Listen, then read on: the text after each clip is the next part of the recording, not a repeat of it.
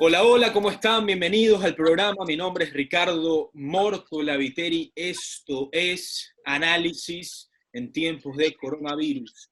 Muchísimas gracias a todos por estar del otro lado. Como siempre, en el dial 106.5 FM Guayaquil, Guayas, Ecuador, encuentras a las 5 de la tarde el programa, no un programa, el programa, que es Análisis en tiempos de coronavirus, que te ofrece las mejores noticias, las mejores conversaciones, las mejores entrevistas con las personas más relevantes en el ámbito, en el país, en el Ecuador.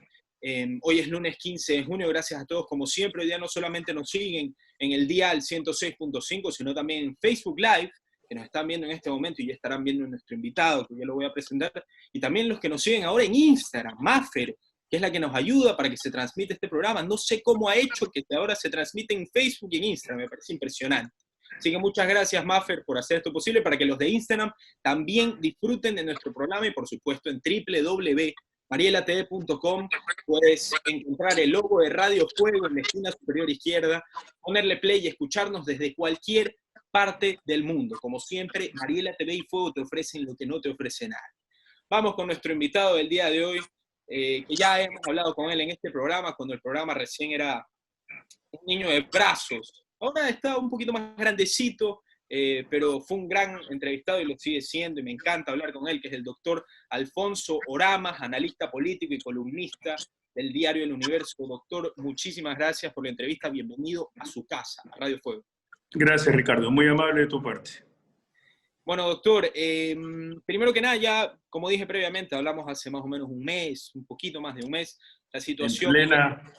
En plenos momentos complicados, ¿no? Correcto, eso justamente iba a decir.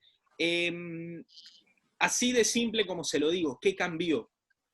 ¿Progresamos? Mira, yo creo, Ricardo, que en un momento determinado habrá que hacerse un estudio científico que permita establecer esta explosión del virus con una carga tan letal.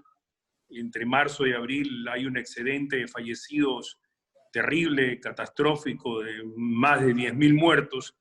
Y este descenso abrupto, que realmente responde, no sabemos a qué, evidentemente ya hay una metodología, una hoja de ruta establecida, pero ciertamente desde el punto de vista científico creo que en ninguna otra parte del mundo ha habido un descenso tan abrupto también pues de lo que son los fallecidos, sobre todo, que es el índice que se está ahora marcando con mayor frecuencia, ¿no?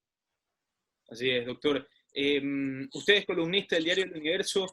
Me parece muy interesante que haya dicho el descenso abrupto pues, de casos y de fallecimientos, al menos en Guayaquil o generalizando Ecuador. ¿Y por qué digo abrupto? Porque si nos comparamos con Brasil, con Perú, con India, con países que están subiendo exponencialmente sus números de fallecidos y de casos oficiales de coronavirus, realmente pareciera que, al menos en Ecuador, la situación está más baja que nunca, pero en otros países parece que recién están haciendo. Si tuviera que... Mira, Ricardo, ahí hay un tema, ¿no? Yo me acuerdo que el alcalde de Sao Paulo fue precisamente una de las personas, uno de los funcionarios que tomaba en cuenta el mal ejemplo y que trató de estigmatizar a Guayaquil. Y mira cómo son las cosas, ¿no? Hoy día leía que este funcionario, este alcalde, que de paso desafortunadamente tiene alguna dolencia, un cáncer, acaba de ser diagnosticado con el virus y ve a su ciudad pues realmente con una mortalidad increíble, ¿no? También en Lima ha pasado, en Perú, muchas cosas así. En muchos casos nosotros fuimos también objeto éramos el mal ejemplo a nivel continental y bueno, creo que había muchas razones para ser el mal ejemplo, ¿no? Ciertamente y de alguna manera prodigiosa, por llamarlo así, este tema del descenso de los fallecidos, el manejo de la situación, debe tener algún tipo de fundamento. Esto no es que opera simplemente por obra y gracia del Señor en este caso. Aquí tienen que haber habido razones científicas que insisto, deberán ser analizadas con prudencia, con cautela, pero también pues con la suficiente fuerza como para saber al menos tener una lectura o una interpretación clara de lo que ocurrió en Guayaquil. Así es, doctor Oramas. Antes de seguir tocando el tema de la pandemia y el coronavirus, quisiera hablar cuáles son las consecuencias del coronavirus, qué es lo que alrededor cambia dado a la pandemia en sí. Y me pareció muy interesante que leí en estos días un editorial que usted mismo escribió en El Universo, ¿cambia todo o no cambia nada? Y usted mencionó cuál es el escenario político o cuál podría ser el escenario político después de la pandemia. Si va a cambiar todo, como muchos dicen, el mundo ya no va a ser igual, o hay unos que dicen vamos a volver a la normalidad como éramos antes. ¿Cómo lo ve usted? ¿Qué cree? ¿Cuál es el mundo después de la pandemia, post pandemia? A ver, Ricardo, tanto que muy posiblemente esto no cambia tan fácilmente, que estamos viendo, la ciudadanía está viendo entre asombrada, estupefacta y asqueada realmente todos los problemas de corrupción que se están manejando a nivel, sobre todo en este caso de la salud pública, ¿no? Entonces, mira, establecer o tratar de establecer que aquí va a haber un antes y un después, no lo dudo que va a haber un antes y un después, pero ciertamente el comportamiento político de una u otra manera no va a cambiar. El hombre político, el actor político, la clase política de nuestro país, en gran medida, no va a cambiar. Entonces, esto está evidentemente también relacionada y vinculada. Alguien decía o alguien escribió en un momento que cada pueblo tiene la clase política que se merece, que es un concepto naturalmente también muy discutible, pero ciertamente si nosotros estamos pensando o alguien pensaba que luego de la pandemia iba a existir un escenario de armonía, de paz, de honestidad, de transparencia, en otras palabras, transportarnos casi mágicamente a un nuevo contexto político en el país, creo que definitivamente no va a ocurrir eso, ¿no? Yo más bien lo que considero es que van a haber cambios, obviamente, creo que de una u otra forma los actores políticos van a estar, o mejor dicho, la pandemia va a repercutir de manera definitiva pues, en el futuro o en las posibilidades electorales de los que creíamos podrían ser los candidatos, y en esa línea también, pues, quizás lo más gráfico, Ricardo, debería ser, pues, los cambios a nivel electoral, de campañas electorales que se pueden deducir luego de esta pandemia, ¿no? Doctor, ¿el Ecuador tiene la clase política que se merece? Mira, esto es muy discutible, Ricardo. Yo estoy tentado. El otro día leía, y obviamente leía un caso en España, o muchos estudios en España, que argumentan que parte del tema de la corrupción, por ejemplo, entre otras causas, se debe a una especie de ADN que se encuentra impreso en la cultura de los pueblos, ¿no? Yo no podría aseverar ni remotamente que existe algo parecido en el Ecuador, pero ciertamente hay una realidad, o sea, nuestra realidad política no es que tenemos a los mejores políticos del mundo, no tenemos muy posiblemente a los mejores actores políticos que podríamos imaginar en el Ecuador, pero también tenemos que relacionar de una u otra manera con el nivel de expectativas y también de frustraciones de la ciudadanía y específicamente del electorado, ¿no? Yo creo que sería injusto argumentar o señalar que sí, que el Ecuador tiene la clase política que se merece, pero ciertamente, si nosotros revisamos históricamente cuál es el comportamiento electoral del pueblo ecuatoriano, pueden encontrarse muchas explicaciones al drama político que vivimos en estos momentos. Así es, doctor.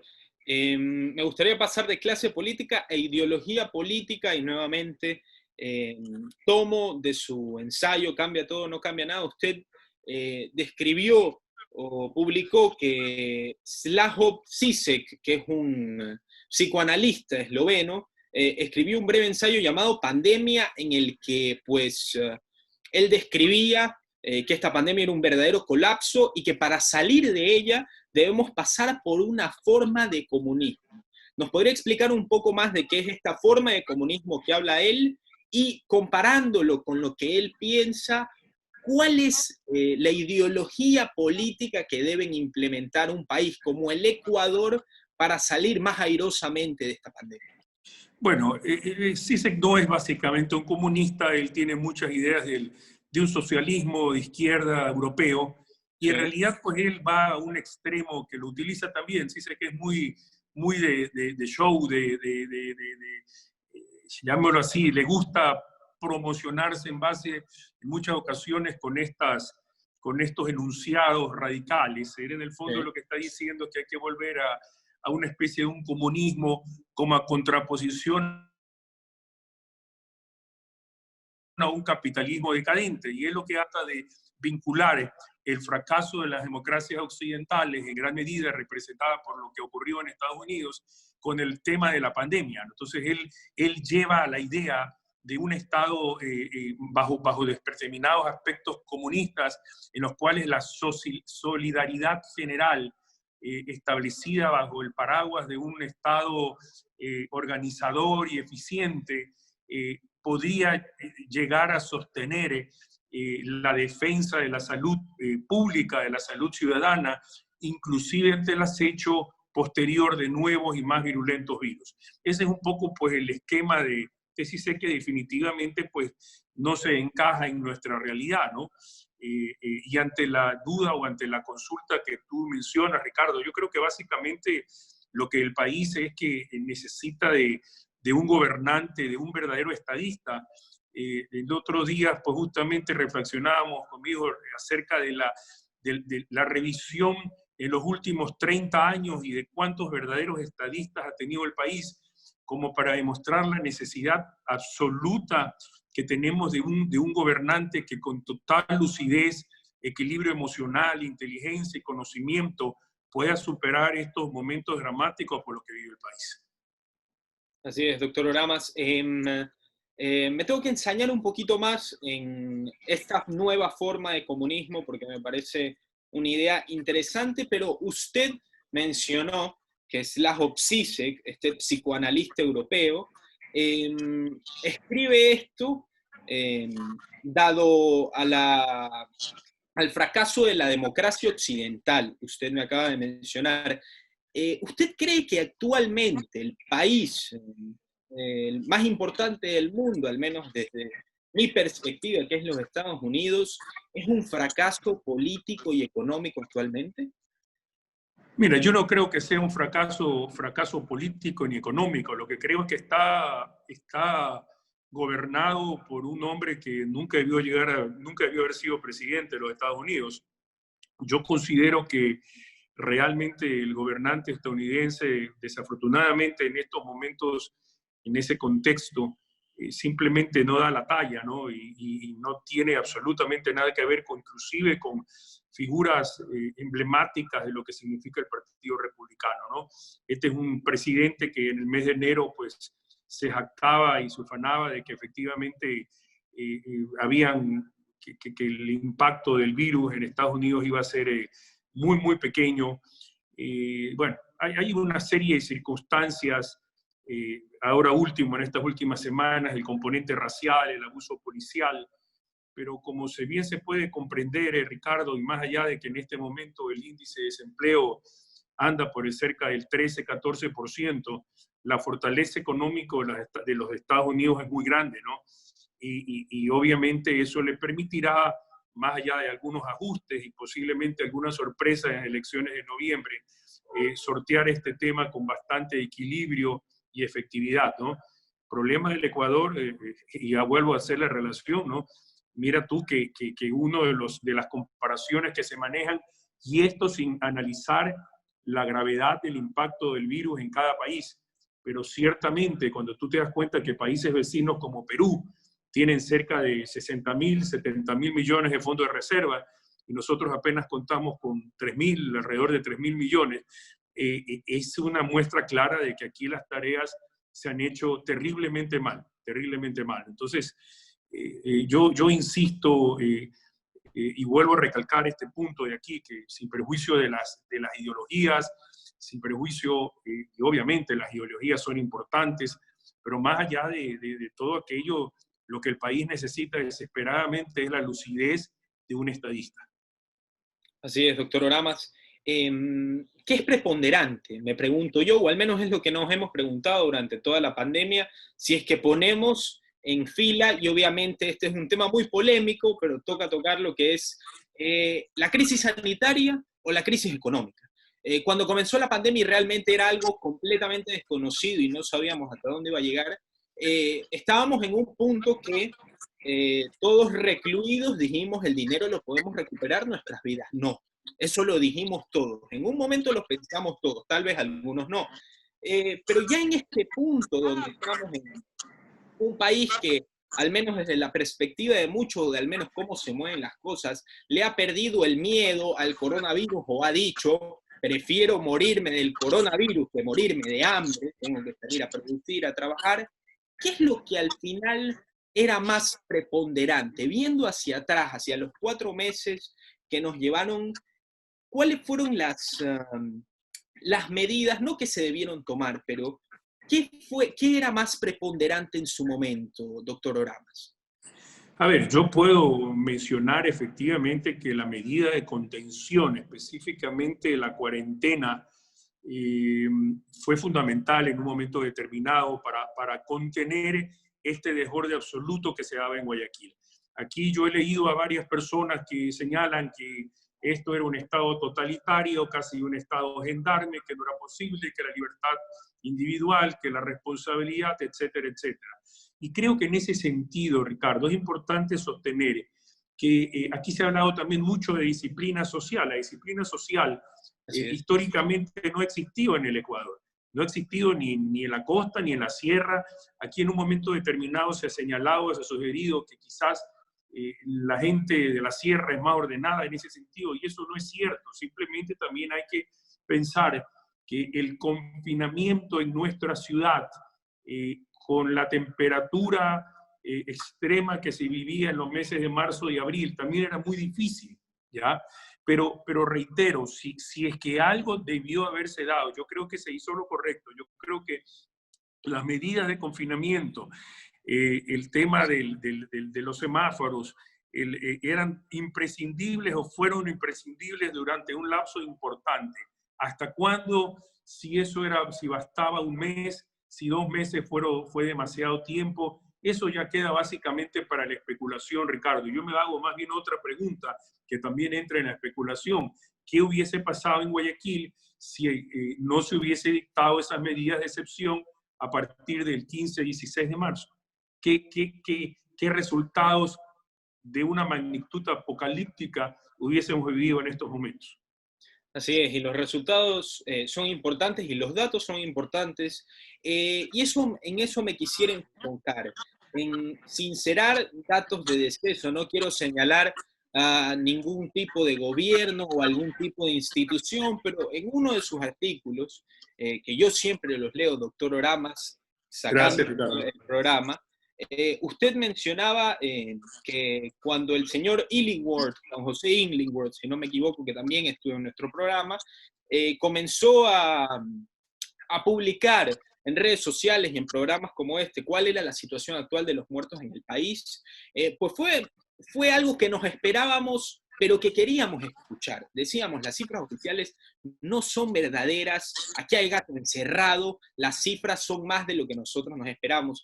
Pero no es un caso solamente del país, por eso no me quiero enseñar aquí, sino ha sido algo general. Por ejemplo, en México, el New York Times hizo un artículo fantástico de lo que estaba pasando en México, donde muchísimos exministros aportaron ese artículo.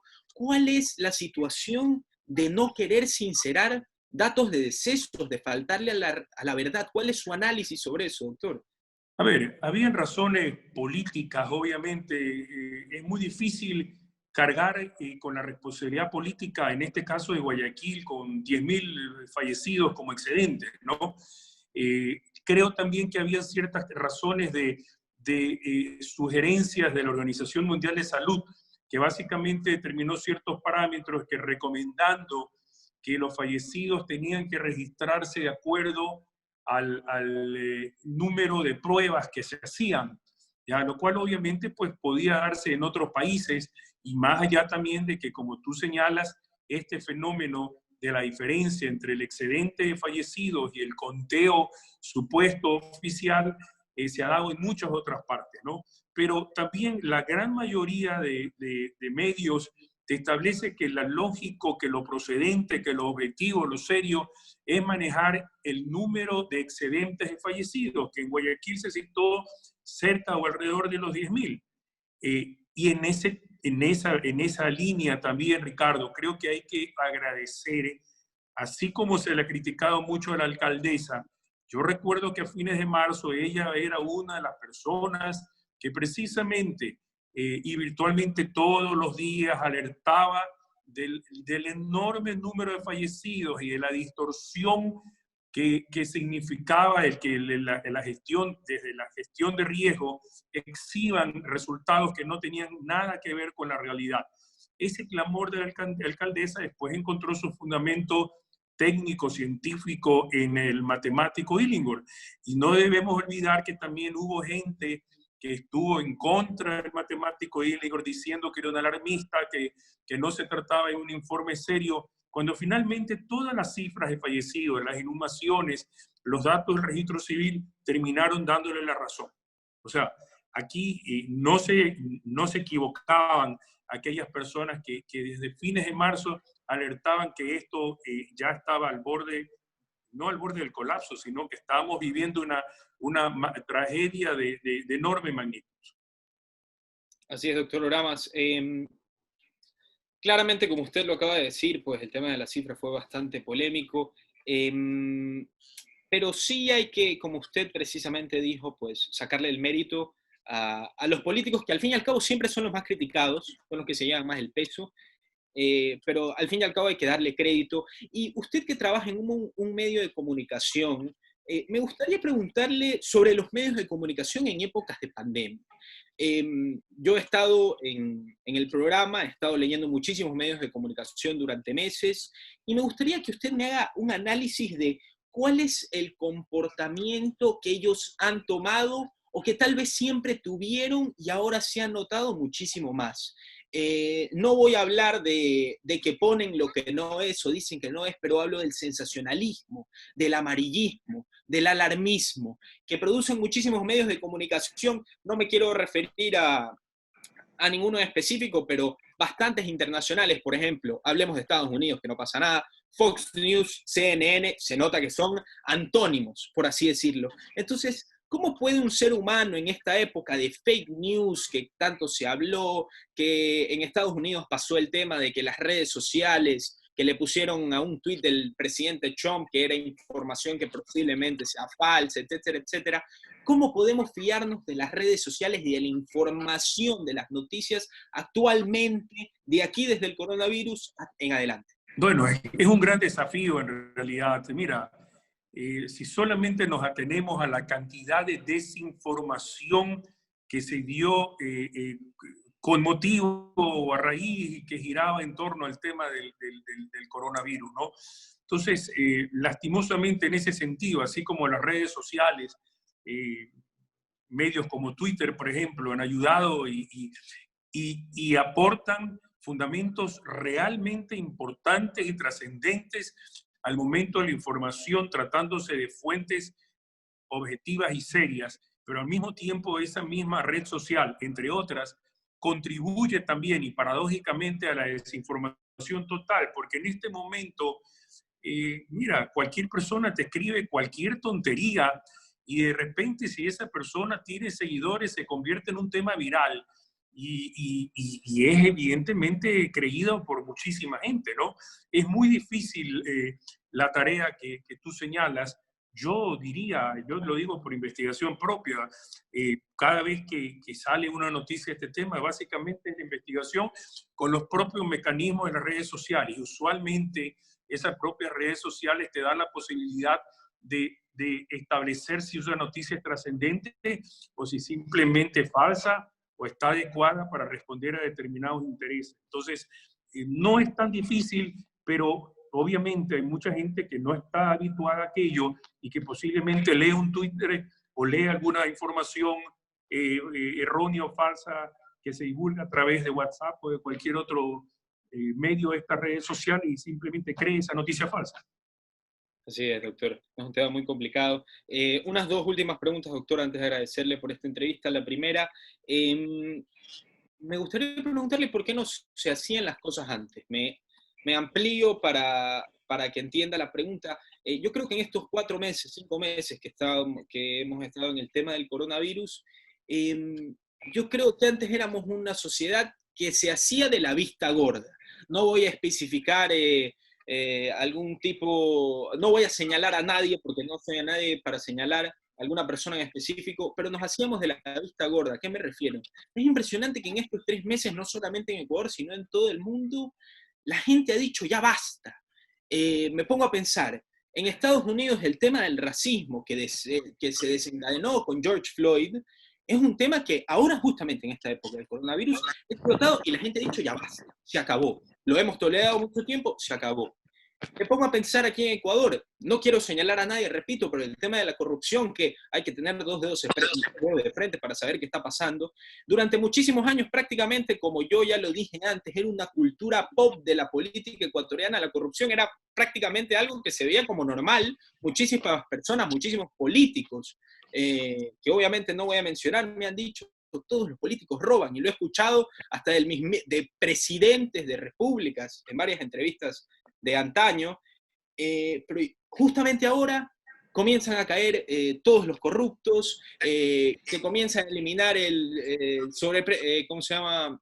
Se comienza a eliminar ciertas empresas públicas que no tienen ningún tipo de sentido para ahorrar costos. Recién ahora la gente se está dando cuenta que la burocracia del país ha sido quintuplicada, se ha dado cuenta de que no hay reservas justamente ahora. ¿Por qué no desde antes? ¿Por qué nos hacíamos de la vista gorda? Bueno, yo creo porque hemos asistido, evidentemente, Ricardo, a un evento dramático, ¿no? Y las consecuencias o todos los sucesos alrededor de la pandemia, el número de muertos, los fallecidos, los hospitalizados, súmale a eso el que hecho que se haya destapado, que se hayan revelado como quizás nunca antes todos estos actos de corrupción que realmente, como dice, se ha dado hace muchos años, no es cosa de ahora, en todo lo que es hospitales, en lo que es el tema de la salud pública, y súmale tú a ello la situación económica muy seria, muy sensible de la gran mayoría de los ecuatorianos. Entonces yo creo que esos 3 elementos hacen un cóctel que definitivamente, digo, dentro de toda esa tragedia, dentro de la dureza de estos momentos, ojalá permita a la ciudadanía tomar una conciencia más eficiente realmente del grado de responsabilidad del servidor público y de la forma como la corrupción de una u otra manera se ha enquistado dramáticamente en nuestras instituciones. Así es, doctor Oramas. Una última pregunta. Proyectos y propuestas políticas, obviamente está la ley de finanzas públicas, la ley humanitaria, el veto a la ley humanitaria. Como yo dije, pues se han eliminado varias instituciones públicas. ¿Cómo ve el futuro del país a corto y a largo plazo, doctor? Estuvimos más o menos en 3 o 4 meses de terapia intensiva, donde no sabíamos qué iba a pasar. ¿Cómo ve el futuro del país en los próximos años o en los próximos meses? Yo creo que va a ser muy duro, Ricardo. Yo creo que el panorama político es bueno, y sobre todo el panorama o el escenario económico es muy desalentador, tiene muchos desafíos, muchos retos y muchas pruebas. Y en ese sentido, te reitero la necesidad, y ya tendremos tiempo para conversar de eso a medida que se aproximan las elecciones, la necesidad imprescindible, absoluta, de contar con un estadista, o lo más cercano que nos pueda parecer un estadista, un hombre honesto, un hombre equilibrado, un hombre con conocimiento y que tenga la capacidad de entender y de resolver el problema económico. Doctor, ¿tiene en su cabeza algún estadista, alguien que cumpla este currículum? Mira, hay que ver cómo se van desarrollando y desenvolviendo. Creo que también va a ser etapa de definiciones. El exalcalde guayaquileño ha señalado que la próxima semana va a dar va a definir su participación o no. Hay que esperar todavía un poco, pero creo que si algo, y ojalá como consecuencia de este tema, de toda esta problemática, es que hayamos aprendido la lección. No más votos, que el pueblo no vuelva a votar por impostores, por gente que no tiene realmente conocimiento de la problemática social y económica del país. Ese debe ser un imperativo. Obviamente tiene esto relación también con la fácil presa que ha sido el país del populismo durante décadas, pero bueno, eso ya requiere otros análisis y otras interpretaciones. Doctor, la última ahorita sí, si el exalcalde de Guayaquil, Jaime Nebot, define lanzarse como presidente, ¿usted cree que es el favorito? Mira, no es posible hablar de favoritos en este momento. Yo creo que está muy cambiante las proyecciones electorales, y sería interesante, porque es una cosa que realmente quizás no la podamos medir en este momento, medir un poco la gratitud, o más que la gratitud, el reconocimiento popular hacia quienes la gente pudiese intuir o pensar que tuvo mejor desenvolvimiento en estos meses de la pandemia. Así es, doctor Oramas. Bueno, doctor, muchísimas gracias por haber estado aquí con nosotros. Ha sido Encantado, un placer. Ricardo. Le deseamos todo lo mejor y esperemos poder hablar pronto nuevamente. Ojalá. Encantado. Cuídese, doctor. Chao, chao. Gracias. Muchísimas gracias.